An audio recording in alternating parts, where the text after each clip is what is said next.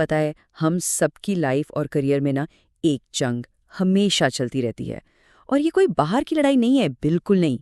ये वो जंग है जो हम अपने अंदर लड़ते हैं। इसका नाम है अना या ईगो। वही खामोश दुश्मन जो हमारी तरक्की के रास्ते में चुपके से दीवार बन जाता है। अच्छा, कभी सोचा है कि वो असली चीज़ क्या है जो हमें अपना बेस्ट वर्जन बनने से रोकती है? हम लोग हमेशा बाहर देखते हैं कि ये मसला है, वो मसला है, लेकिन असल रुकावट वो तो अंदर ही कहीं छुपी हुई है।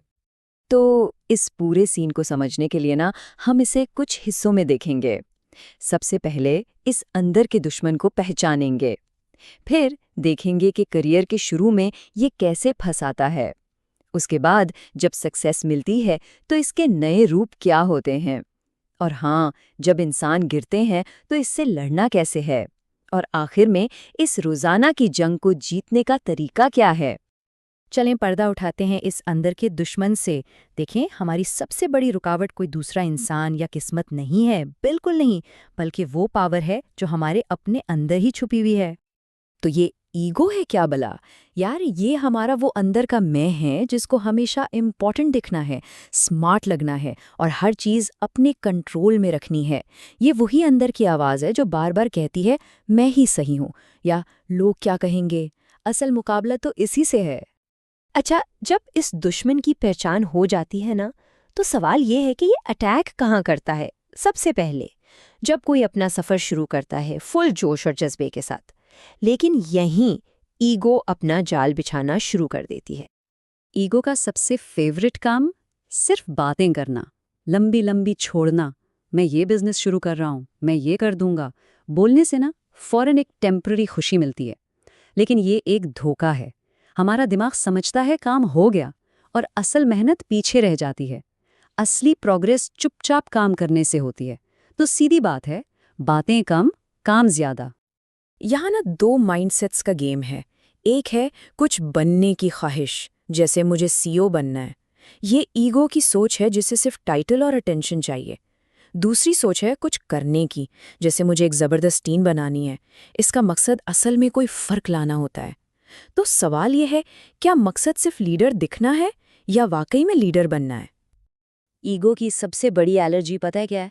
बिगिनर बनना, शागिर्द बनना। वो हमेशा ऐसा दिखाना चाहती है जैसे उसे सब कुछ पहले से पता है। लेकिन असल ग्रोथ तभी शुरू होती है जब हम ये मान लें कि अभी बहुत कुछ सीखना बाकी है। हमेशा स्टूडेंट बनकर रहें, सवाल पूछें, सुनें और वो छोटे मोटे काम भी करें जो कूल नहीं लगते, क्योंकि असल सीख वहीं छुपी होती है। लेकिन सीन तब ऑन होता है जब मेहनत रंग लाती है और कामयाबी मिलना शुरू होती है। यहाँ असल खतरा शुरू होता है। कहते हैं ना, नए लेवल नए शैतान।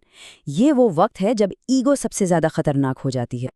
कामयाबी के बाद ना ईगो 3 आग के गोले फेंकती है। पहला, एंटाइटलमेंट, ये सोचना कि अब आप कोई शहंशाह हैं और स्पेशल ट्रीटमेंट मिलना चाहिए।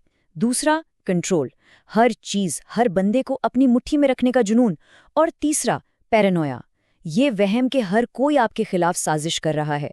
ये तीनों मिलकर आपकी बनाई हुई हर चीज को अंदर से खोखला कर देते हैं। और ये बात इस कोट में बिल्कुल फिट बैठती है।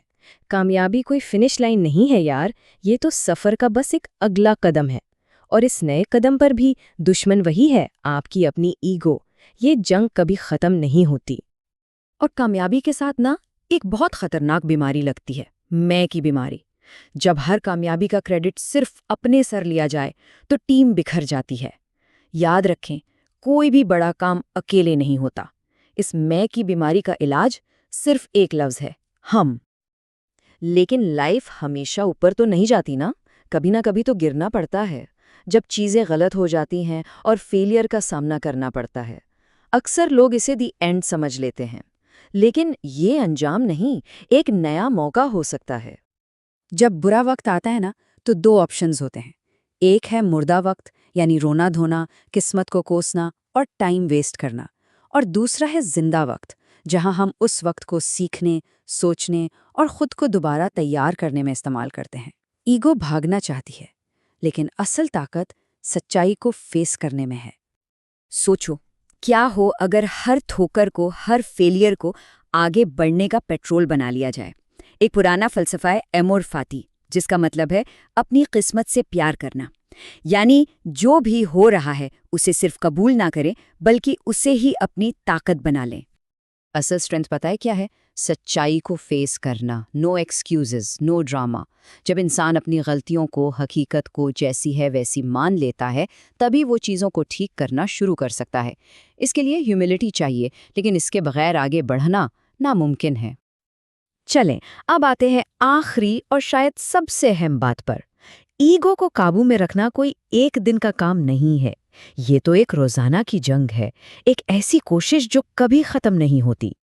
एक बात हमेशा याद रखें, नतीजे यानी रिजल्ट्स हमेशा हमारे कंट्रोल में नहीं होते, लेकिन हमारी कोशिश, हमारी मेहनत, वो हमेशा हमारे कंट्रोल में होती है।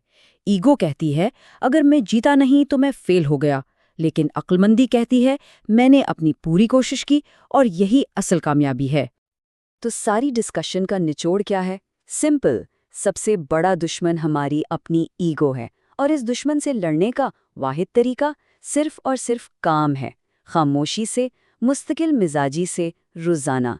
वो ही जवाब है।